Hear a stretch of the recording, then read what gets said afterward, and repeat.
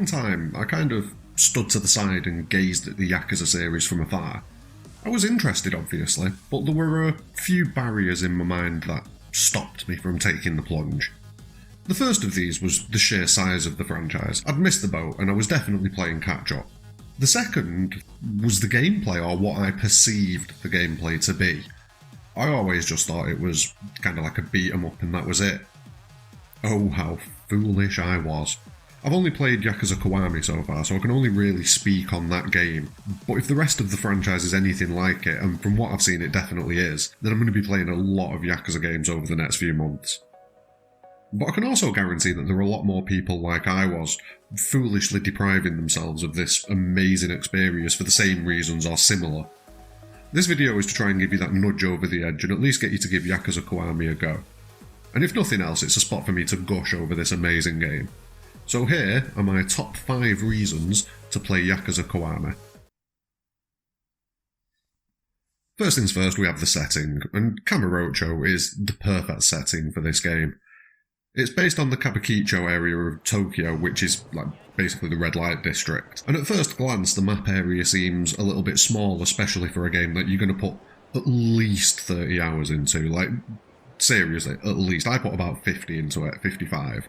That perspective all changes within the first hour or two of playing the game though, as you begin to realise how densely packed the area really is. Rather than it being a large, sprawling map with open areas of nothingness, Kamurocho is jam-packed, vibrant and full of options for how to spend your time, and you will spend a lot of your time just exploring.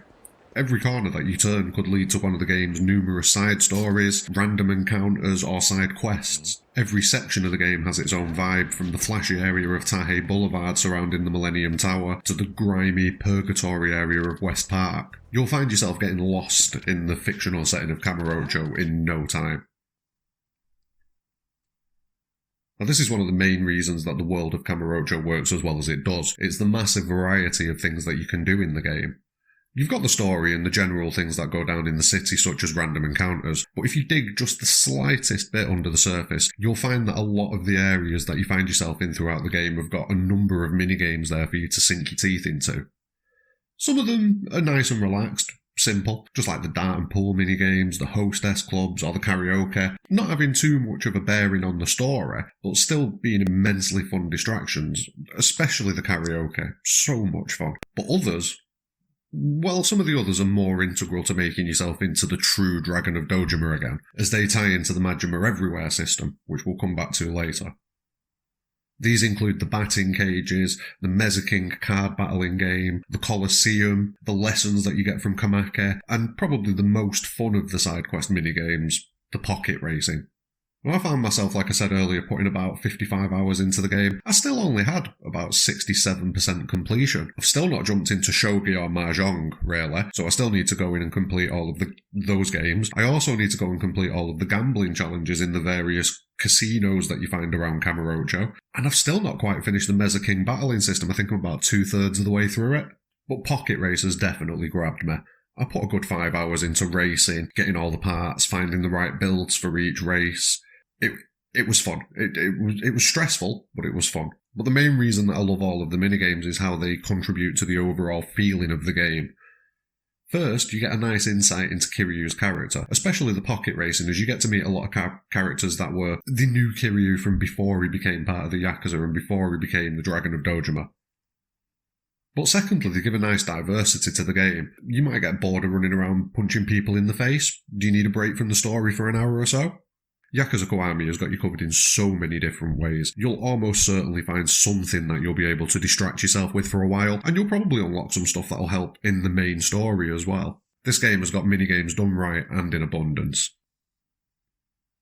The characters are integral to how the world works and grows as you play through the game. Some of the characters are just daft additions that you bump into for a moment, have a brief interaction with them, and they're gone. But a lot of the side quest characters carry their own actual sub-stories and side quests that you can, put a bit of time into. These stories don't have the depth and scope of some of the minigames or the main story, but what they do is they add to the general feel of the Kamurocho area, the feeling that literally anything can happen given the diversity of the people here. Be it a businessman who's had his vital medicine stolen by a gang of muggers, a young Yakuza wannabe who finds himself in increasingly more dangerous situations based on how stupid he is, or a retired judo champion just looking to liven his life up a bit. Yakuza Kiwami has got side stories around every corner. We've been speaking about the side stories and the characters. The two converge here to create literally my favourite character in the entire game, Goro Majima. Now, at the start of the game, you'll face off with Majima after an altercation with one of his subordinates, but Kiryu refuses to fight Majima as he's got no reason to. What Kiryu didn't realise, however, is that Majima is a literal firestorm of nonsense. Once the game starts up properly, Kiryu's lost all of his abilities and his power from previously. He's a shell of his former self. But Majima hasn't forgotten.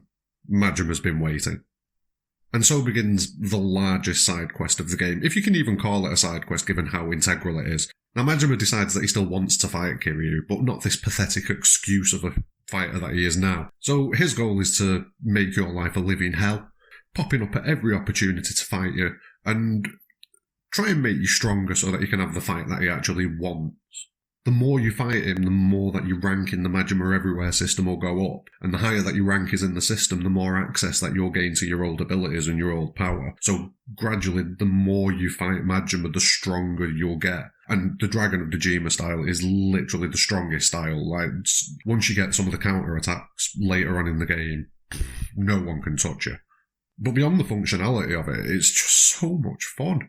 I mean, first off, Majima is flat out insane. There isn't another word for it. He is completely batshit crazy. Some of the funniest moments in the game come from these interactions with Majima, if not all of the funniest moments in the game. But so do some of the most heartfelt and deep character moments for both Kiryu and Majima. It encourages you to get involved with the side quests as well. Some of the steps that you have to take to increase your rank in Majima Everywhere are locked off by beating Majima at a specific side game. I could say more, but I don't want to spoil all of the interactions. Just keep an eye out for Everyone's Idol Goro, Zombie Majima, and Gorome. They're just amazing. That's all I'm going to say. And then finally we get to the story. Now with everything that's going on in the game, you'd possibly think that the story's just going to be used as a vehicle to kind of expose you to all these various minigames, and that's where the meat of the game is, in the minigames and the side quests. But you'd be wrong. You'd also probably think that this is a story purely about Yakuza intrigue and deception, with the families warring and scheming against each other to guarantee their power. And you'd be sort of right, but there's a lot more to it than that. A broken friendship, a love hindered by obstacles in life, a disgraced police detective with a broken family, a politician manoeuvring for power, Chinese triads, and a child searching desperately for a mother. All of these story threads come together with the overall Yakuza conflicts to produce an extremely emotionally charged story. Obviously, some of the moments are a bit over the top, but given the tone of the game, they fit perfectly. I don't want to say too much again about the story because I don't want to spoil anything. A lot of this game is experience and reaction, as it is with a lot of games, so like I say, I don't want to spoil too much, but if you get through this game without feeling something, you're just dead inside. That's all there is to it.